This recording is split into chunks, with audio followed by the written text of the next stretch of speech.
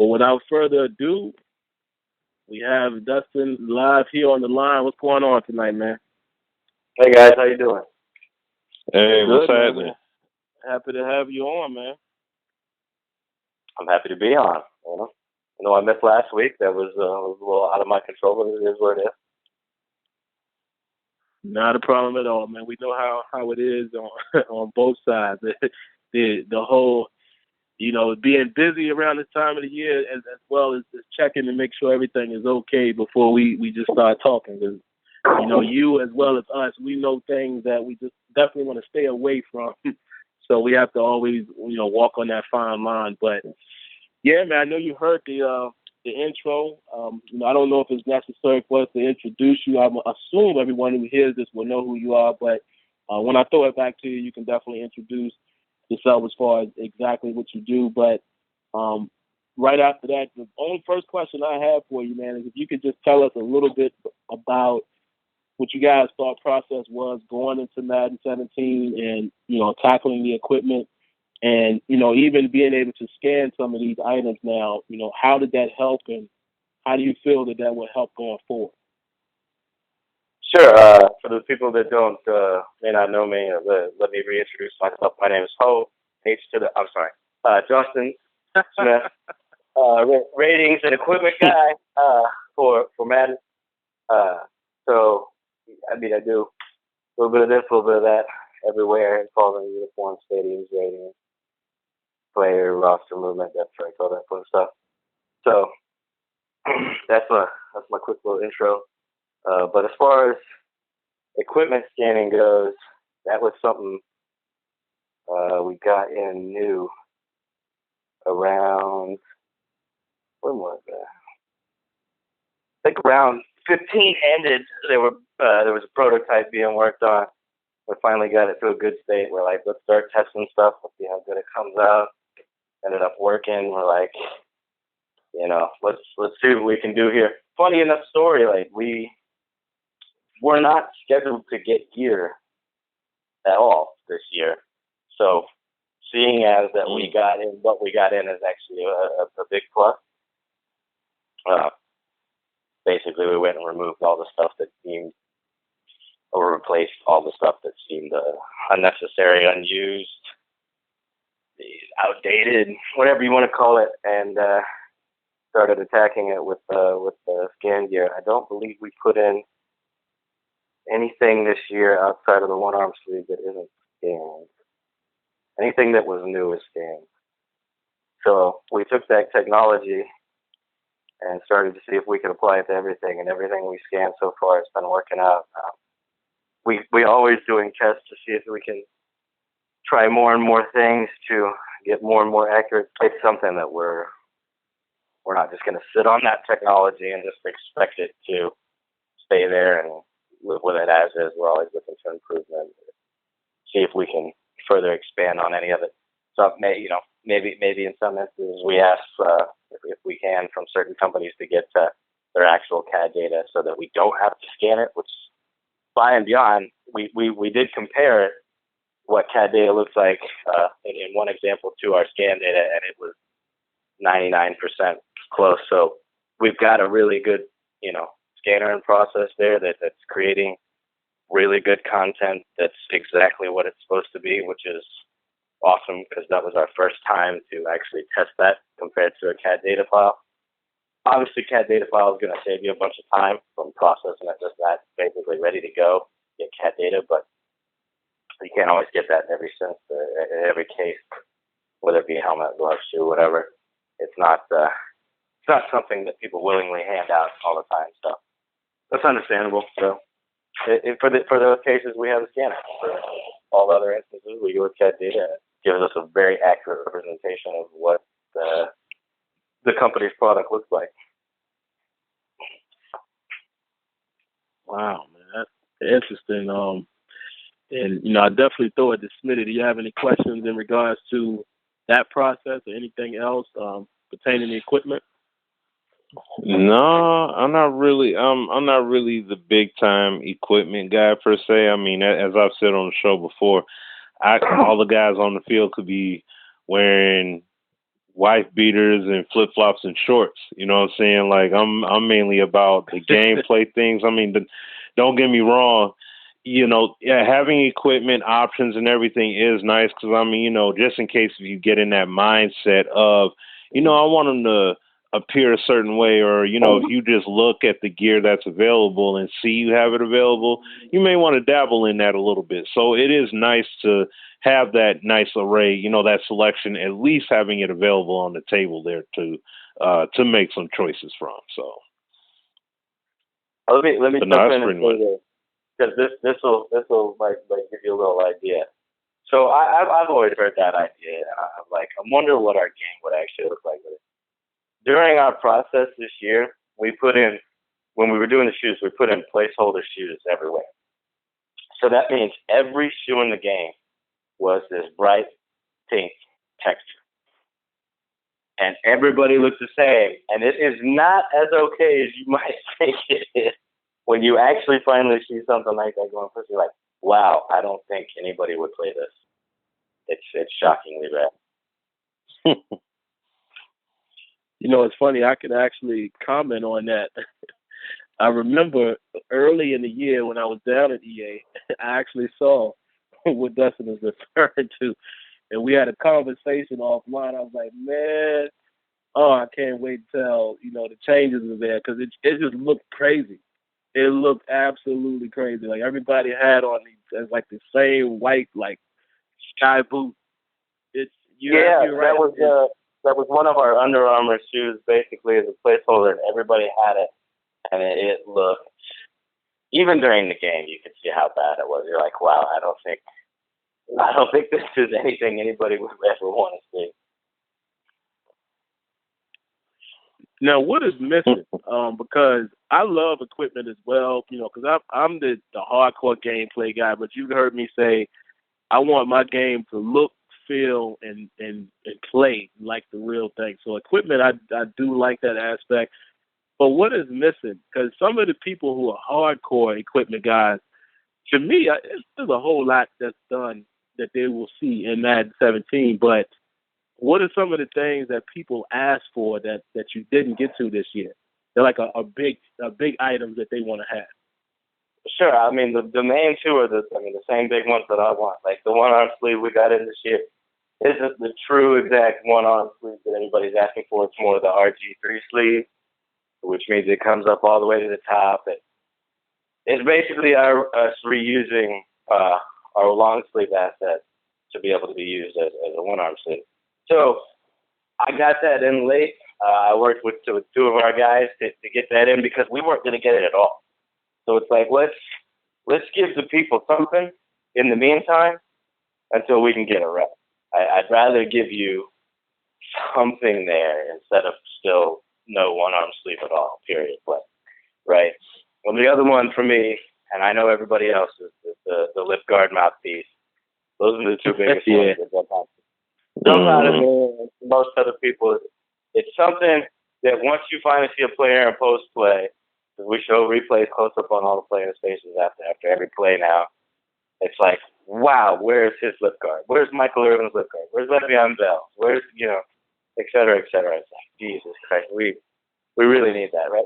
So I've got this list of everything that we still need and changes we want to make, things we want to get to that I constantly keep updated so that we can attack it if when we have the chance, whatever the case may be. And I'm always listening to fans, seeing if there's something I should add on there, if there's something worthwhile adding on there. It's almost like a database of what Madden needs, if you will, right? So there's nothing wrong with, people suddenly saying, how come you don't have this face basket? Well, it didn't make it in. And if I didn't have it on the radar, well, I just added it now.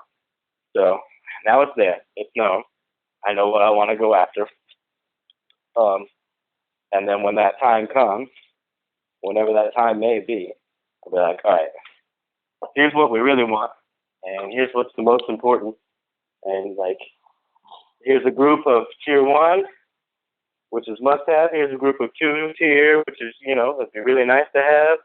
and then so forth and so forth. So it's something we still, at least on my end, we're trying to keep ahead of, because we exclusively touched only new gear this year, added or updated or whatever.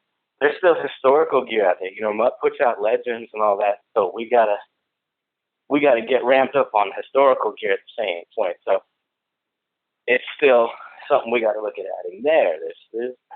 It's an ever evolving thing, of getting to where we want to be in game.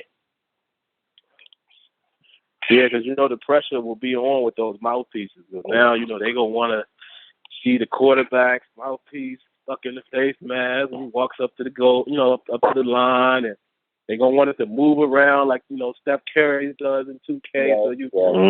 So anytime you add that stuff, you're gonna get more and more detail level criticism. Like, oh man, quarterbacks can't talk with the mouthpiece in their mouth like that. Right. So, but yeah, people are big on that one, man. I don't know how long we've had before, so I don't want to spend all the time on the equipment. I definitely want to ask about ratings, but I did have a quick question from a guy here in the community. He wants to know, will combat uniforms ever make it in Madden, or is that something that's on you guys' radar? Combat uniforms? Yeah, that's what he's asking. Like the Nike Pro Combat ones they did. I don't know if they still show. I don't know if they use those at all now, but I know they were showing it off like a year or so ago. I think you're talking about the new Vapor Untouchable theme pattern that they introduced to the Pro Bowl. Yeah, I mean, if the NFL is going to use it, we're going to have it. I mean, if it's going to be used on field in the upcoming year, we will get it in. Like, at least if it's that kind of thing, right? We're going to make sure that we get something like that. So, quick answer, if and I'm pretty sure that's what we're talking about here, the Vapor Untouchable new scene that Nike put out, that they used in the Pro Bowl, will be in this year's game. I don't know if it'll be. You may not see it on anything at launch. That's all I'll say. But okay. That just answered another question, is whether or not that there's hints in there. I'm not gonna say what it is, but there's a little hint. All right, that's cool. Well, I can say these kinds of things without people getting mad at me at work. Well, I think you answered the question, because I got a text that said nice. So I think the question was answered. But, man, we could definitely turn it over real quickly, man, to ratings. I had a chance to listen to the interview you did. I believe it was with the NBL network. Good stuff. Yeah, Sonny Weaver. So, yeah, man, if you could just share with us here as well, what exactly, how are the ratings being, I guess I would say, calculated, or a better question is, what are you guys doing to separate the best players from the worst players? So, we've kind of done some things. I think you guys have seen it with the tiered. I mean, this is a perfect example. The tiered ball carrier move, right? So, depending on what rating you are, you'll get a certain specific style of animation, right? So, like if you're, I think it's 90 or 80, whatever and above, you'll get the highest tier animation, et cetera, further down. So we went through, and in a lot of those instances, we started, looking at players like, where do they need to go to fit into a range that we think makes sense for them here? Is this guy a tier 1 juker? Is this guy a tier 2 spin move guy, right? If not, we'll adjust it. So we started really balancing some of that. I worked with Will Sykes on some of that, because that was something he worked on during the cycle. He brought up to me, like, oh yeah, let's definitely make some adjustments there. What's another one? It's kind of like, sometimes we'll end up looking at ratings through a per team perspective, because of how it's set up on my end. Whereas when most people look at ratings, they look at it per a league, in a league perspective. So they're like, how can you tell me that Big Ben is stronger than Cam Newton, right? Or something like that, right? So we started going through and doing some more stuff, and I worked with another one of our testers on this to get some good coverage on it. Is let's look at all the ratings per position, and let's start seeing who needs to go where, right? Is this guy really top flight at elusiveness at his position, right? Is this guy really one of the best block shedders at defensive tackle? Why is he above these other four guys that we know are better than him, especially at that particular skill, right? So we wouldn't move guys just because, I wouldn't move a guy down in a particular rating just because I know guys are better than him. If that's his game, he'll still be really high there, but he'll be weaker in other areas, right? Like if all he is good at is in the run game and shedding blocks, but a terrible pass rusher, he can still be really high up in block shed, but he will not be, top flight around the corner, which is obviously going to affect his overall, but those kinds of things. So we went and did that through all the positions, all the ratings, and did a bunch of tuning around that to get guys where we thought they looked appropriate. So whenever you'd look at them in full league form, it starts to be like, yes, this makes sense at all of these ratings, right? It's possible we might still find some anomalies, which is easy to fix on my end, but I think we did a really good job of getting a bunch of those in the alignment we want. I feel comfortable with. See, that's good, man, because that starts to at least allow a guy that maybe a low overall doesn't mean that he can't play. Maybe you need him specifically for a pass rush. If he has, high metrics there, you can still use him. So I like that. Yeah, I mean, it's a perfect reason to go use a formation sub or something like that, or package or whatever, to go get him exactly in on the downs that you want, because that's really all he can do, right?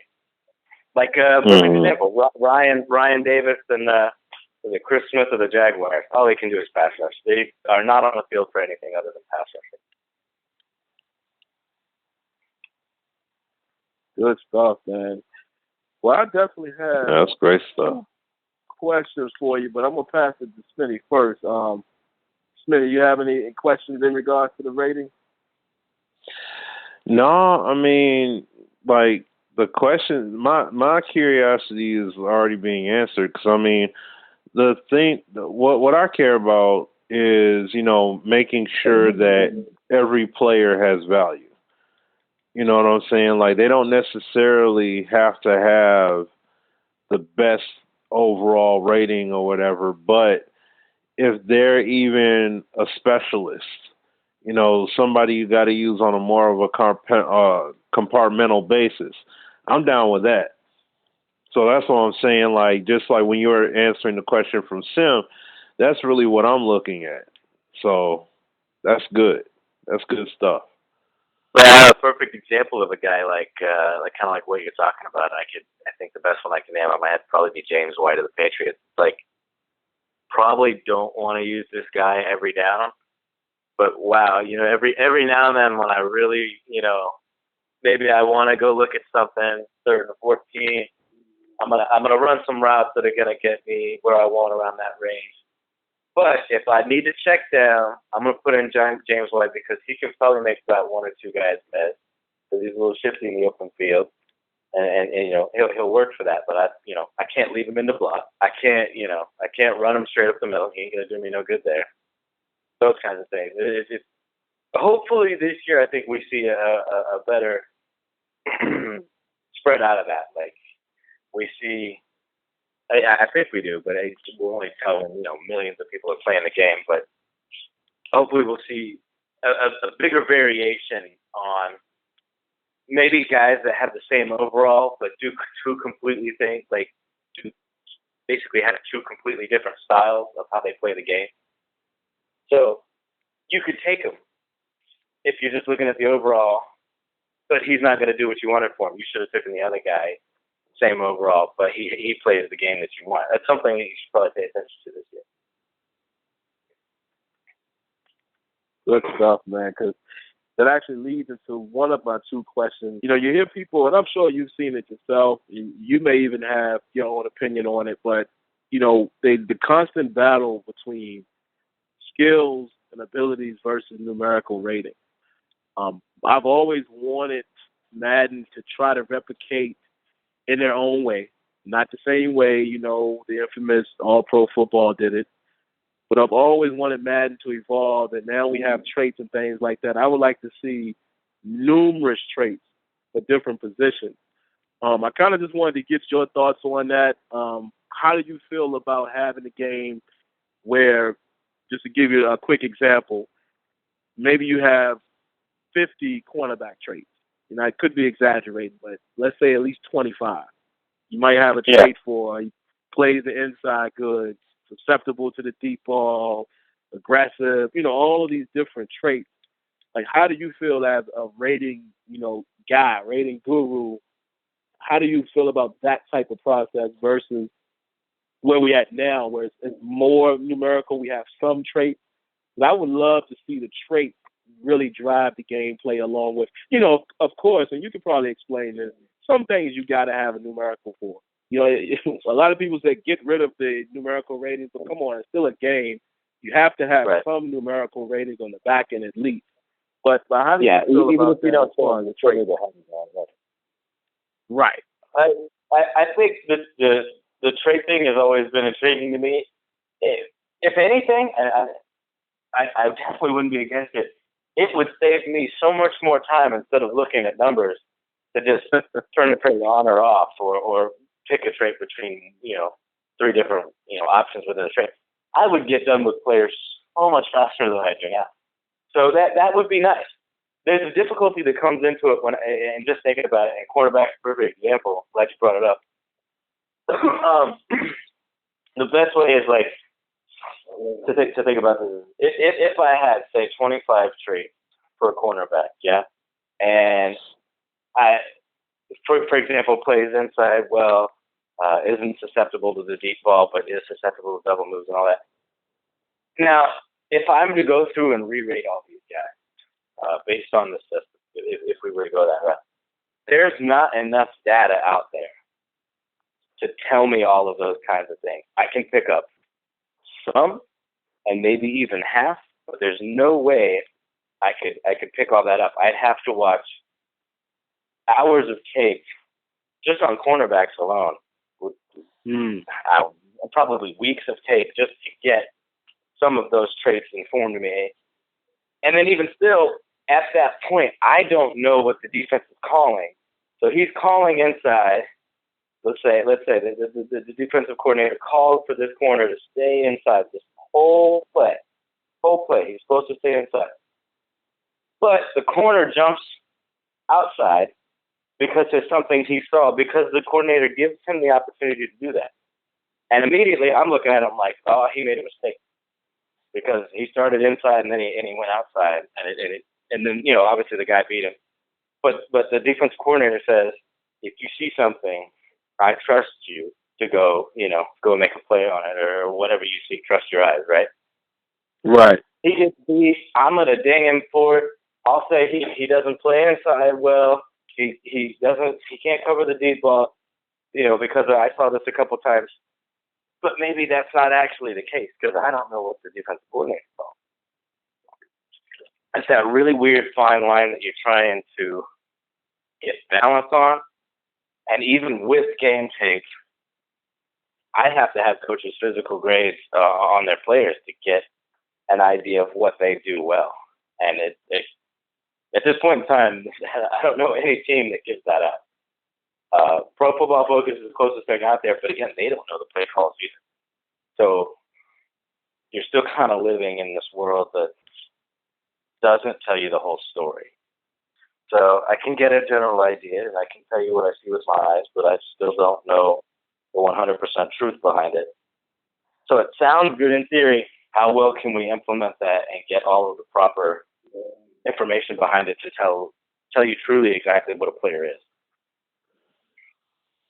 Man, that's a very interesting way of breaking that down that I never really thought of, and I'm glad I asked that question because, in short, what you're saying is, I mean, how in the world do you replicate that in a video game? Very hard to do. Right. Well, I think we could get the traits that we could tell them to do it. You could get all that, and you could get it working in the game. But how do you accurately represent all the players to a T of what they do well?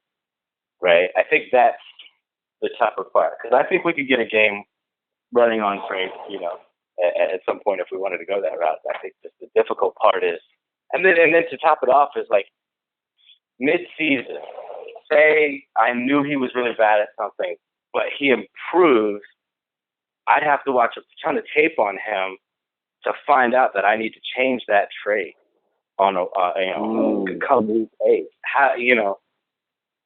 How much time do I have allotted to me over the season to sit there and break down all these players to see where they've improved, where they've digressed, regressed, and on all those kinds of things to be able to keep the game accurate if you're on traits.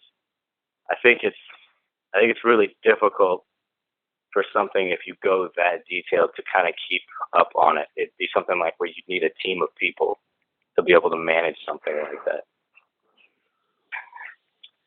Yeah, that's a very good point, man. Well, the last question I had kind of rolls right off of that. Of course, I understand that you can't go too far in the future, but what are some things you're looking to accomplish, like with ratings, future-wise? Without telling too much, because I know Rex has come on here and he's kind of told us that he definitely wants to do some different things with ratings. So, what are some of the things that you want to see if you guys can get to in the future? I think that's kind of endless. In theory, you could create a rating for anything, and we can apply it and make it work in the game, right? It's just narrowing down like what is important. Like if we add this rating, is it smart? Is it intuitive? Is it easy to adjust? Is it something that is really going to have a big enough benefit? Those kinds of things, right? You're going to get enough bang for your buck if we go add 10 more ratings next year, right? Is it? First, you're gonna put a workload on me to go and apply all the brand new ratings to every, let's say 10 new ratings. Now I got to go apply that to about 2,800 players. So there's time involved there. Does it make sense for that? So I kind of let gameplay lead things that make sense to them on what they want to do, and I'll give my feedback from time to time, especially because I'm still kind of new to the ratings. It's something I'm still finding my own little zone in here. It's let them get what they want out of it. When they want to add something new, give them feedback on whether that makes sense from my end, or if it's a waste of time, if it's a really good idea, if it's something I've been wanting for a while, those kinds of things. And then on top of it, it's also, hey, we already have these ratings, right? What if we made them work in other ways? What rating would make most sense to you to be used in this scenario? Oh yeah, I can work with you on that. Or if that's not the case, should we come up with a new rating here? I think that makes a ton of sense. We don't have a rating that works for that right now. It makes no sense to use this other rating. So it's kind of like a never-ending process on do we, traits, ratings, all that, like what we add, what makes sense, what's most beneficial in the game. I think it's always worth adding more ratings from time to time because the game's always evolving, right? Whether, and I don't just mean our game, but I mean, the game of NFL. Football's always evolving. So ideally, let's just take it back for a minute. Let's say when the Wildcat popped out, we could have put in a Wildcat throw rating, for example, right? It doesn't seem all that smart, but we could have done it to help prevent some cheese behind some of the things that you were able to do with it, or like a wildcat block rating for linemen or something like that. These are all things that you could have done. It seems a little nuancey, so you saw something that you probably would have done, but it's something that maybe you bring up, you talk about, and you see if it makes sense. It's something that we still continue to do every year moving forward. Again, don't assume that we would have put in a wildcat rating or anything. I'm just trying to make an example. Yeah, man, that's interesting. Well, like I said, man, we definitely don't want to keep you too long, but I will say this, as we wind down, I would love to see, and I may have even talked to you about this offline. I can't remember if I did, but I would love to see, like, the ratings be more position specific, if that makes sense. Like, I think, some of the eyesore, I guess, people have is when they, you go into the game and you have an offensive tackle who has a throwing power rating, which in reality, anybody can throw a football, but I would like to see more position specific ratings, like a rating for an offensive lineman, how well he gets out with lateral movement. Is this guy, can he be a run blocking tackle, or should I put him on the right side because lateral movement's not that good? Stuff like that. Yeah, ideally you'd have like a zone block rating, right. A pass pro rating, something like that. I don't see that being out of the realm of something we can do. And again, I think the first thing you mentioned is it's something we've kind of looked at is like why show ratings that aren't necessarily that position. Right. It's kind of silly. It might be something that we do in the future to alleviate seeing weird stuff or having to scroll all the way over just to see what a lineman's run block and pass block is because maybe it's near the end, right? Like, why do I need to do all this just to see what his main ratings are? It's nothing's off the table in that regard, but especially let's kind of break it down again, kind of like the trade thing. Let's say that we went and we did like a zone block rating or some other type of block rating for linemen, right? Where's the data out there to tell me I can know whether he can do it or he can't do it? Like you'll hear announcers talk about that he is a zone blocker, he puts in his own scheme, but it doesn't really tell me how good he is at zone blocking. And again, like some people run zone blocking. There'll be a zone blocking. They're not going to run zone the whole game in some instances, right? So it's like, how do I get the data to fill out that this guy is X at zone blocking, right?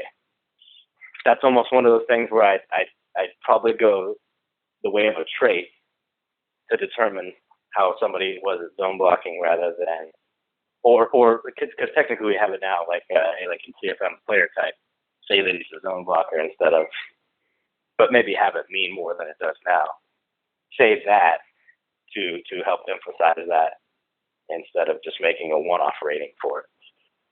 Absolutely, man. Sounds good. Mm-hmm. But Smitty, man, before we let Dustin go, do you have any last questions? Anything to add to what he just mentioned? Yeah, well, actually, it kind of was a piece of what you were saying, but this is the thing that we talk about here on the show, and I've spoke with people about before I even made vids on back then, over the years. Having abilities and traits. Of course, you have the numerical ratings that would be underneath, but that's what that's how we look at when we watch football and we hear how these teams are spoke of and how players are talked about. They talk about their ability, what I'm saying, and what abilities stand out over others. This sounds a lot like weapons almost. Yeah, like that's essentially what it is. Like, like for example, there's rating behind it, but the weapon highlights what you're best at, right? In other words. Yeah. Exactly. Like how Calvin Johnson, he was our biggest threat. Why? Because you know what I mean, and then you would be able to name off skill wise what it is that he brought to the table. Of course you have the ratings underneath that, but you have the abilities that would articulate, you know, and I mean of course from a video game standpoint, you could have like, you know, your elite level, average level, your rookie, you know, or gold, silver, bronze or whatever, but still have that kind of system, but using those kind of terms and defined abilities to go along with like the traits that are you know that we see in Madden now. Have those go hand in hand, and it's like you're still you know you're making things more intricate in regards of and strategic, especially when you're playing CFM, because now you're not looking at 99 speed. You got to pay more attention to combine numbers and the scouting report details in terms of what they say about the player versus, okay, he's got 98 speed. This guy's got 97. I'm going to pick him. Like you're going beyond that. Now, as far as the draft goes, I think I've always been on the exact same boat as you. I don't think it's ever fair to show the user what the exact rating is before you draft a guy. It seems counterintuitive. It's like nobody knows that a player is X at this just from looking at a combine, right? You're like, I know he's good at this, but that's all I know, right? He measured here within his position group, and that's it. So in that regard, I feel definitely that makes a ton of sense as far as draft. We can always get together and gang up against John White to get that to happen. Outside of that, though, I don't see that there's a bad idea behind that. That's basically just taking the rating. Hey, let's just put something over this that says, hey, this guy's good at this. That still makes sense to me, whether we go through it or not. Who knows? But behind that, I know you're comparing it to 2K, and it makes a ton of sense here. It just makes a ton of sense. But think about it like this: imagine that system in our space with our roster updates as they are now, right? So, how many changes am I going to manage to get out of that on a week-to-week basis if I go to a strictly only trait shown stuff? Like, are you going to end up with like 13 changes a week and that's it, right? Because this guy, let's say underneath the hood is an 80 at this, and he had 2 monster weeks and he's been bumped up 4 or 5 in that. But that's not going to make his trait change, right? So under the hood, there's changes being made. But since we don't show that on the next 2 weeks roster updates, nobody knows that this guy is moving because none of the traits have changed. So unfortunately, how do you sell that in our current space to say that this is the way it is now, and this is how it's going to be shown? But on a week-to-week basis, you won't see nearly what you're accustomed to seeing in that, right? Well, basically, like how we see the blogs when they talk about the updates and they spotlight certain players in terms of what they did, the performance. What did they do in that performance?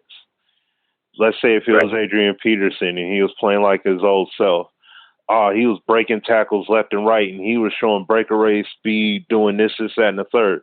Now, let's say if his speed rating is lower than normal initially, but he goes out for week 1 or week 2 or whatever, and he's showing that consistency, he's playing prime time like he was, as of old, then that would reflect in terms of his skill. Or if he has a particular badge that's at a lower level, he would be either at the cusp of being above that, or he would get that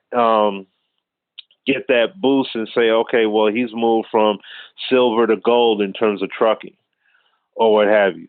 something like that, like the ability either would increase, or it's in regards of talking about what it is that he did, because we're talking about the game being ran off a trait.